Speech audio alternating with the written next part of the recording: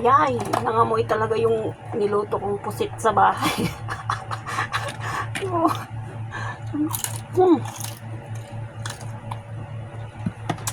Ito, at saka, saluyot.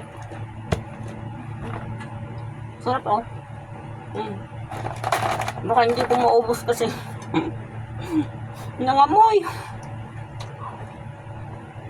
Buong bahay nangamoy. Pagbalik nga mo, wala na yung amoy niya. Mag-spray na lang ako. Sarap. Kain tayo. Saluyot.